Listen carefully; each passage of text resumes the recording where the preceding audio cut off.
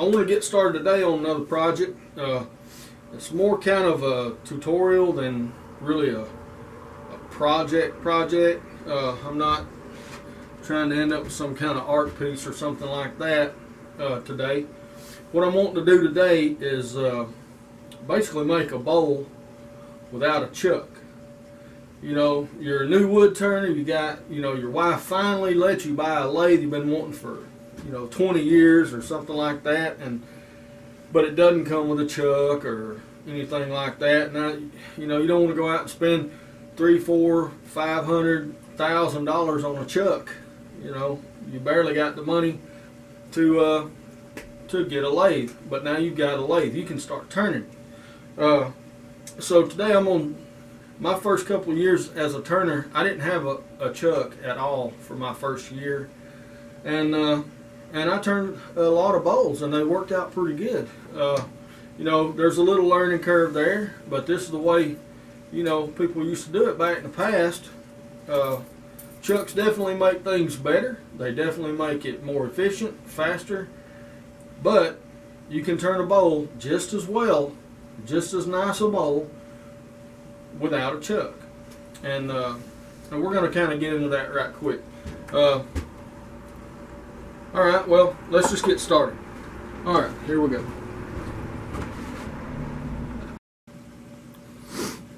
Okay, well, let's talk about some bowls and accessories and things like that.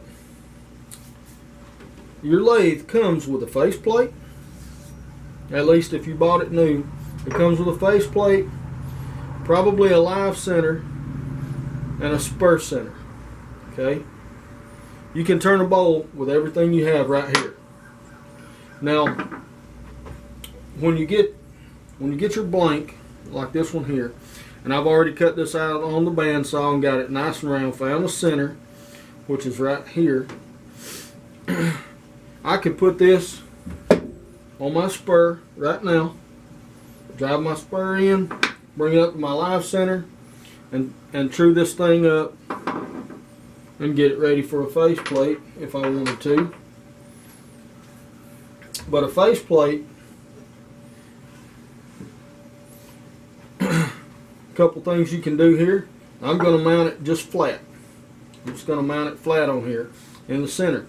But if you mount it on your lathe with a spur and all that, if it's really out of true, you can do that. This one's pretty flat on the bottom, so I'm going to go ahead and put the faceplate on it. This is going to be a natural edge bowl. But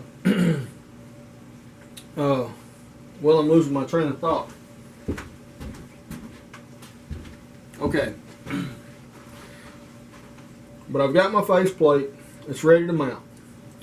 I need to enlarge this hole. So I got my drill. I'm just gonna put like a 1/4 inch, just like a 1/4 inch hole in there, just to help me mark my center. Now, one problem you might run into is getting your faceplate centered in here.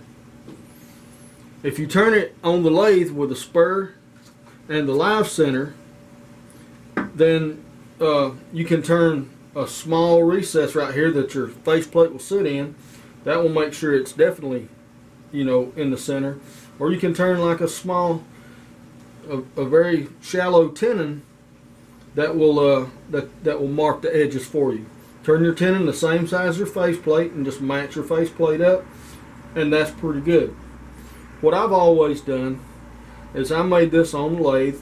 I turned this down to fit right through the back of my faceplate, and it's got a point on it. So all I have to do is I've drilled my little 1/4 inch hole right there. I set that point in there, and it self-centers, and I drop that down on there. Now the faceplate is centered. Okay. Now, I use all the screw holes. I just always use all the screw holes.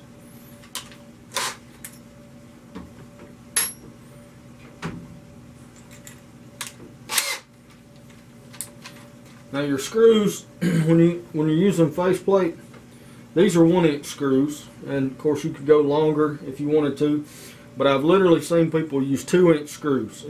There's no reason to use 2-inch screw. I'm putting 8 screws in this thing. So I figure the wood is going to bust out before any of the screws turn loose. But I'm just going to hold this here and get one started. Not going to tighten it up yet. I'm going to get a couple in before I start tightening them up.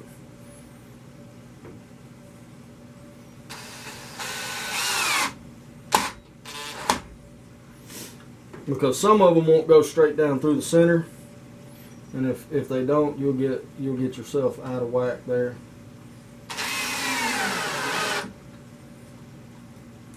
Once I get about 4 in, I'll go back and I'll just start tightening them all down.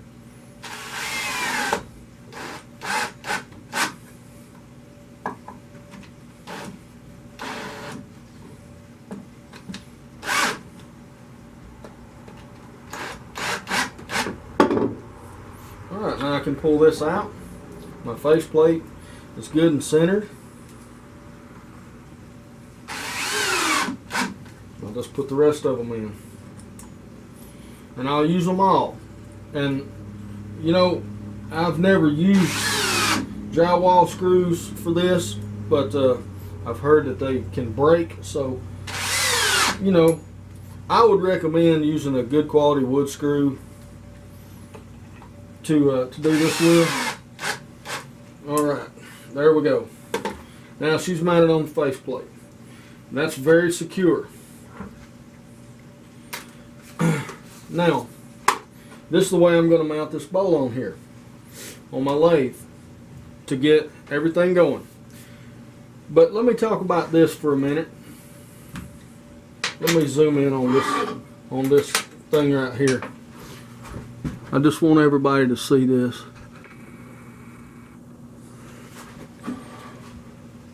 This thing right here. Now it's advertised as a 4-jaw chuck. Okay, I bought this back in the day out of desperation for wanting a chuck. This is a terrible idea, guys.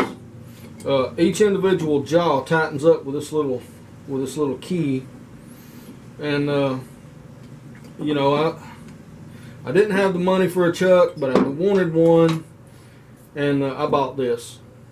I think I used it one time, and when it threw the wood out of the chuck, out of the lathe, I said I'm not doing that. I'll just wait, save up my money, or wait till Christmas or something, and buy me a real chuck. So guys, these things here are dangerous. You know, they're smooth inside. They're not very deep, and plus you've got all these spinning corners, solid steel spinning corners on your lathe, you know, flying around.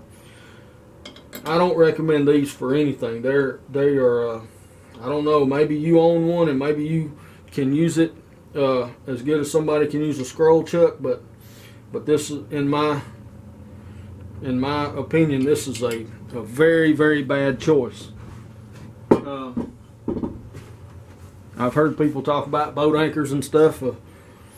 That would probably be a good boat anchor for my canoe. But anyway, we're ready here to start turning. I've got her mounted on the faceplate, and I'm just going to start roughing this thing down and get her mounted on the lathe.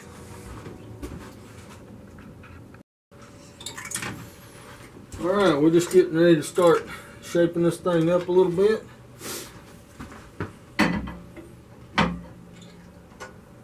Got my tools nice and sharp, ready for this, ready to get this thing going. Lays at its slowest speed.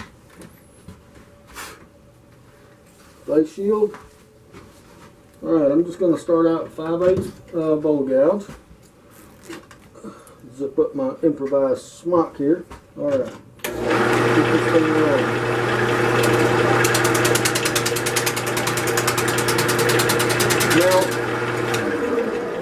Now I said this was natural edge, but now this bark is about to come off, so So I don't know, I'm going to try to keep it, but I probably won't be able to.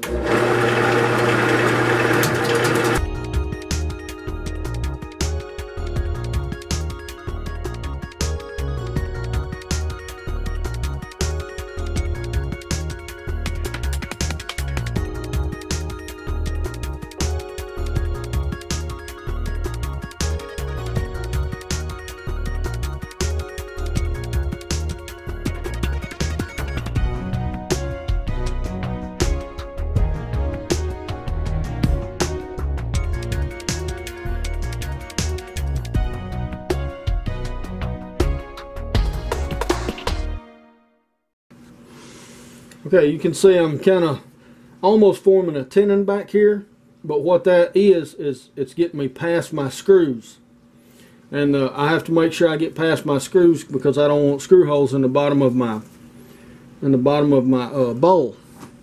Let me back this up just a little bit. Keep it out of the way of my tool. But that's what I'm doing right now. I'm just cutting this tenon, cutting it down. I need to go about 3/4 deep. So anyway, here we go.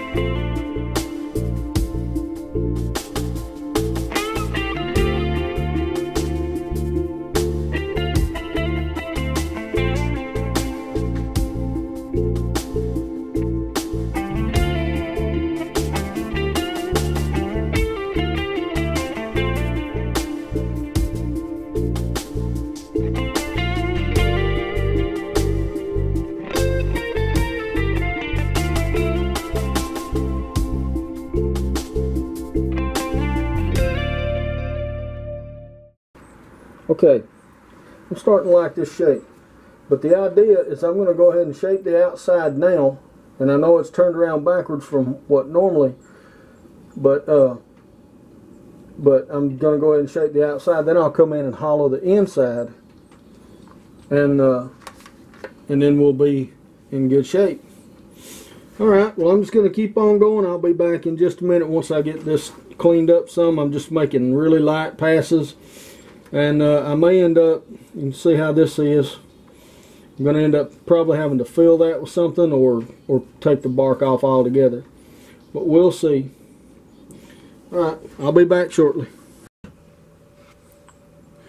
Alright, well you can see how this is, it's looking pretty ragged around here in this area just below the bark. And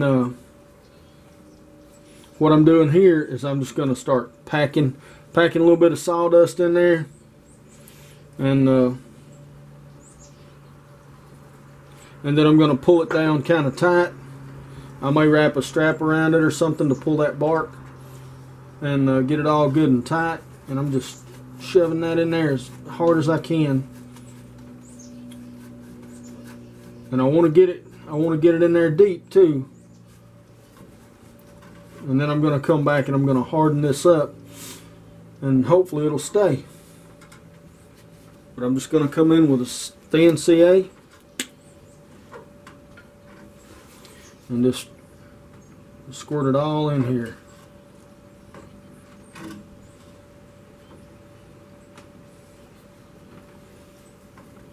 Just kind of start hardening that stuff up a little bit. You can see how it's smoking. Try not to breathe that stuff too much if you can help it. Keep it blown away a little bit. And I'm going to let that harden up a little bit, but I'm going to go around the whole, this whole area here. I'm just going to go all the way around it and hopefully be able to hold on to that bark. I may not be able to. This is very, very weak bark here. It's about as weak as I've ever seen. but now that I'm about got it roughed, I'm about ready to start doing some finishing cuts on the outside. And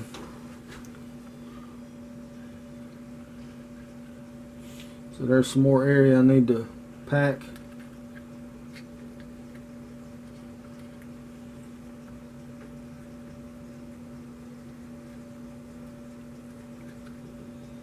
And I'll come around the inside and do the same thing.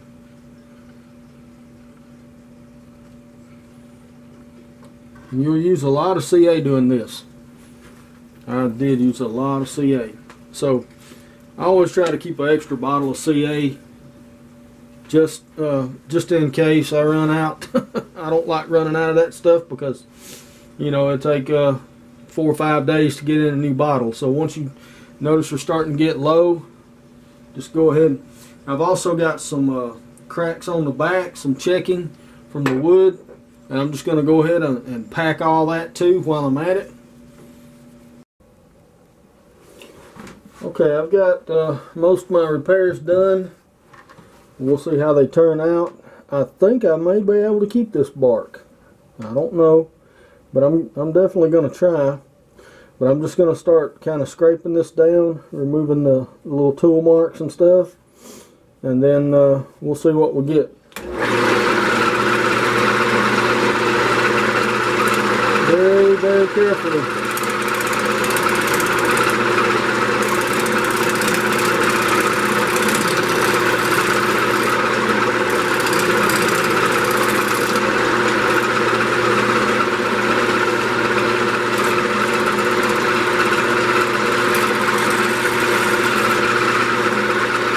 Of course, it's in the way. Let's see if that'll work right there.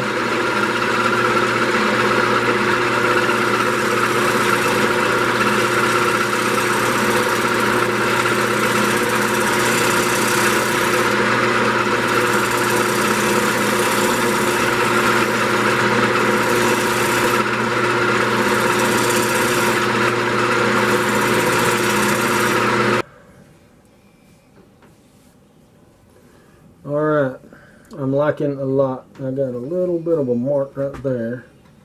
It's going to be hard to take out, maybe they just haven't sand that.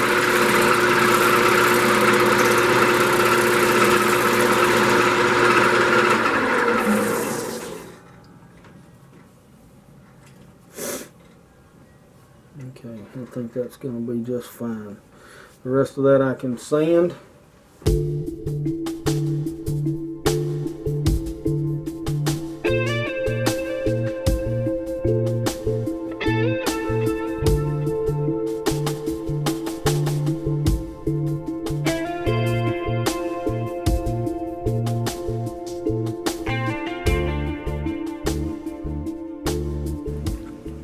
Alright, you can see right here, right around this edge here, I've kind of marked that because as this is spinning, the bark is almost the same color as the wood. I can't hardly see the bark, not even a ghost image. So I've marked that out here where I really need to start being careful. So right now, I'm still kind of hogging out a little bit. And I've changed my tool rest also, and I really like this little tool rest right here. It works good for getting up on things.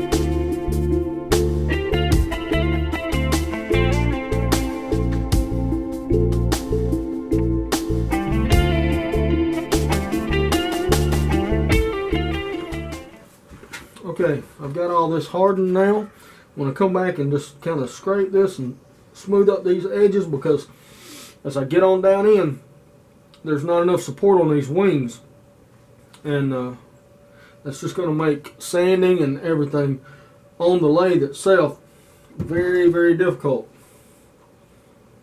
So let's see if I can get this over here, make sure nothing's going to be a hitting, which it will.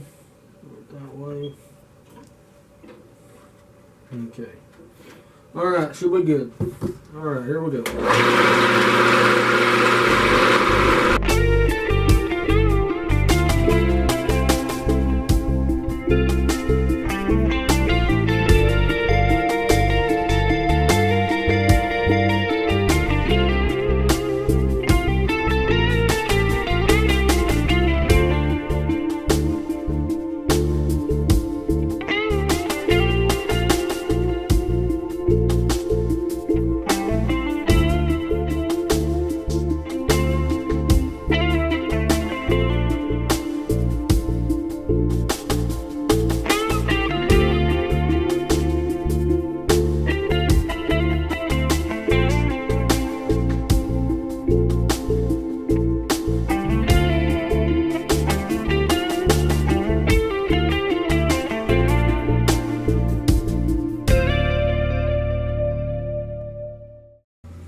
Okay, we got the inside scraped and all that, and I've got the outside sanded to 220, well, and the inside too.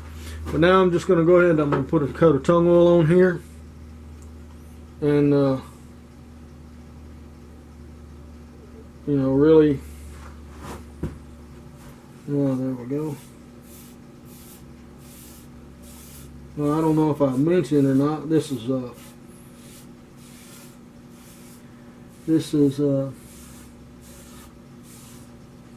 poplar.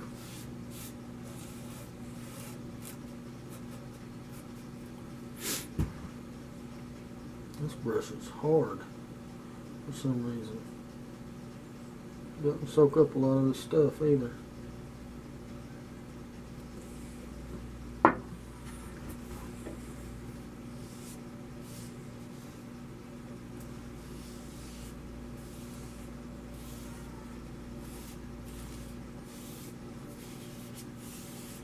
But I'm going to coat the inside and the outside with tung oil.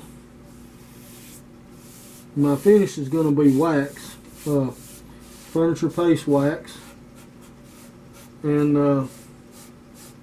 but I'm going to go ahead and finish the bowl first, probably before I put that on. This is a natural edge bowl, and it's hard to buff on the lathe.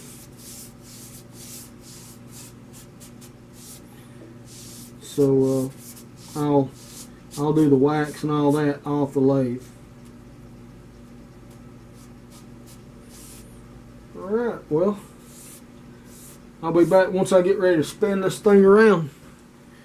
We'll see you then. Okay, well, now I've mounted a waste block on this face plate. I've got my bowl is off the face plate now, and I'm just gonna round this down, true it all up, and I'm gonna make a jam chuck out of it so I can reverse this bowl around. All I've done is I've just knocked the corners off on the bandsaw. Now I'm getting ready to just make me a jam chuck, and all I'm gonna do is true it up and round it over, and so that it'll fit inside that bowl. What I'm really looking for, I want my jam chuck to actually be a little bit bigger than this tenon here. So as I'm cutting and doing my work and all, I'm working on the inside of the jam chuck. Okay, if the jam chuck's real small and I'm working on a wide piece out here, it can want to wobble. So anyway, I'm just getting ready to get that started.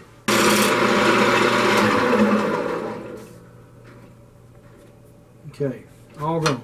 Just round this corner over.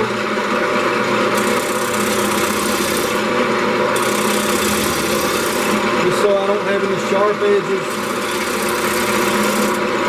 contacting my bowl. Right, then I'm going to get me some cabinet liner, and I'm going to cover that up here. Alright, I'll be back in just a minute. I'm just going to cover that with some cabinet liner and some hot glue. Alright, well, I've got my jam chuck made, and I've got my cabinet liner on it, and all I did, I just pulled the corners over, put hot glue down, and just glued that on there good, and now I'm getting ready to mount my bowl. And all I'm going to do is I'm just going to cover the, just going to put that on just like that, bring this up to my center hole,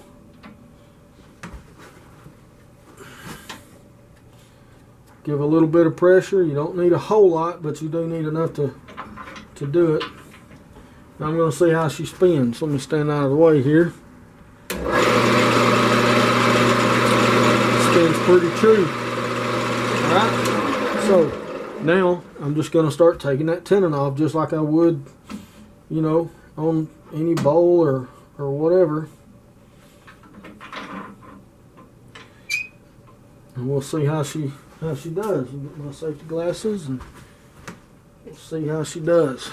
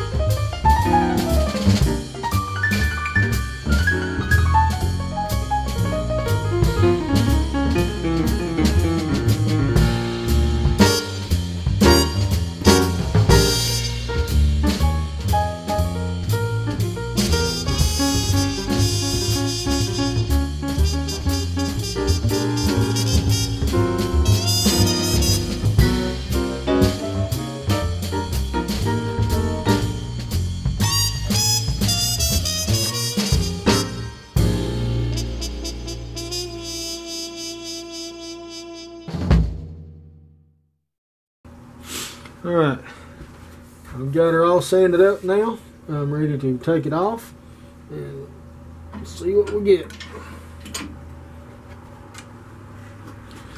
There we go. Oop, don't drop it. Well, this here, I can just break that off. I've got this little nub to sand down, and I'll just do that with my little power sander. Alright.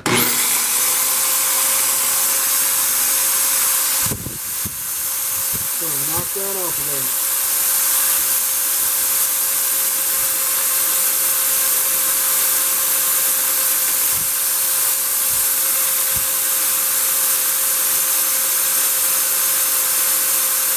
Just very carefully, man.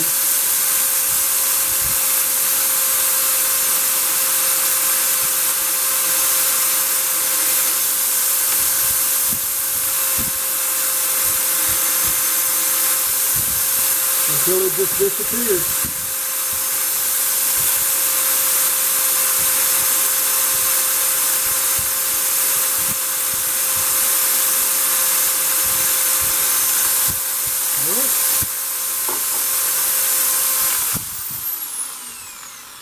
Alright. I'll just finish up with that.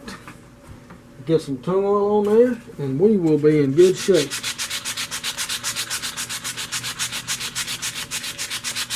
Well, alright then. Got some bowl. And of course, I haven't got it completely finished yet. I'm going to go back and put a couple coats of wax on it, and you know, just finish it up with wax. But this video was mainly, you know, answering back some comments and all about trucks, and you know, some subscribers, new wood turners that have commented and said, you know, hey, I don't have a chuck. What's the best one? And all this. You know, I want to start turning bowls and all that. Well, you know, I always give my opinions on things, but hey, you don't have to have a chuck to turn a bowl. I didn't use a chuck at all in this project. I used a faceplate to shape the outside and get this shape, and while it was mounted on there, I used it to hollow the inside or hog out the inside. And then I took the faceplate off and I mounted a waste block on it, and I turned the bowl around, mounted it on the jam chuck with the tailstock providing support, and I cut all the tenon off where the thing was down below the screws, so there's no screw holes in there. And you can do a bowl just as well without a chuck as you can with one. But like I said, a chuck is way more efficient. You know, it's a lot easier to change things and remount and stuff like that. But I mean, you can turn one just as good as you can with any chuck. It just takes a little more planning and a little bit more, time. But hope you enjoyed this video. And go out and turn a bowl. It doesn't matter if you have a chuck or not. Go out and give it a shot. Just use your imagination. And I will see you guys on down the road.